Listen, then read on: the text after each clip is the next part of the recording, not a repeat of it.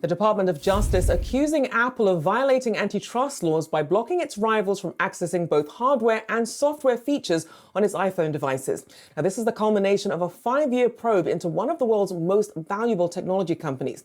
Here's what Attorney General Merrick Garland had to say just moments ago.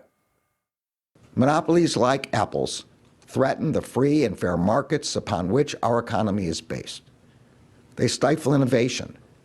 They hurt producers and workers, and they increase costs for consumers. If left unchallenged, Apple will only continue to strengthen its smartphone monopoly. Well, for more on this, Yahoo Finance tech editor Dan Howley is here with more. So, Dan, give us your big takeaways here. What do we know? Yeah, Rochelle, I think the main thing that you would look at here is how broad the scope of this suit is. It really seems to go after virtually every part of Apple's business related to the iPhone and App Store. They specifically call out Apple allegedly blocking access to things like digital wallets' ability to use the tap-to-pay feature. So that would be if a third-party wallet developer wanted to go ahead and give you the ability to not only use their app, but then go up to a payment terminal at your local store, you wouldn't be able to tap to pay. You would only be able to do that with Apple's wallet. And so they go after Apple for that. They talk about how the Apple Watch is only compatible with the iPhone rather than Android devices, and how Apple makes it more difficult for users of third-party watches, those that are not the Apple Watch, to use them on the iPhone by limiting functionality. It also calls out the App Store and how it controls that and the App Store fees that it offers. It further calls out the Apple limiting the use of super apps, so-called individual apps that let you control multiple different smaller apps within them, something that Elon Musk is trying to create with X.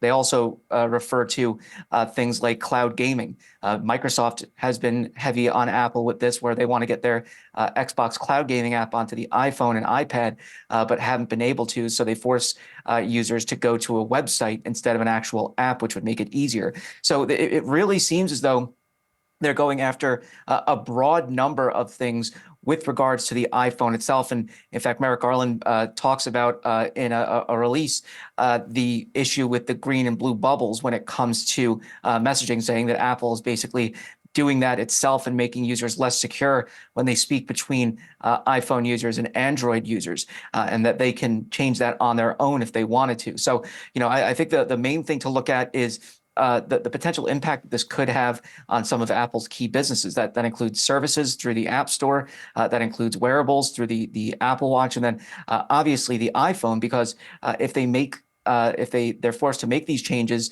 it may make Android phones more appealing to other users. Now, that all depends, right? There's the status symbol that the iPhone stands for a lot of consumers. There's also, since so many consumers are now used to it, the comfortability that people have with iPhone. So they may stick around because of that. There's also just the idea that you've already purchased so many goods that go along with the iPhone and seem to work better with it, which the lawsuit is basically calling out. That could be a reason why you may want to stick with Apple. But if there are options out there that look more attractive after this suit, then people may start to try those out, test the waters with Android devices, maybe Android smartwatches. Maybe that means different app stores that they're able to access.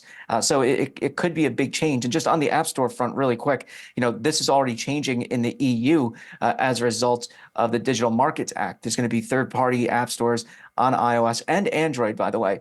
And Epic Games said that they're going to release their own app store on iOS and Android in that region. So it's not something that isn't unheard of, obviously, within the EU.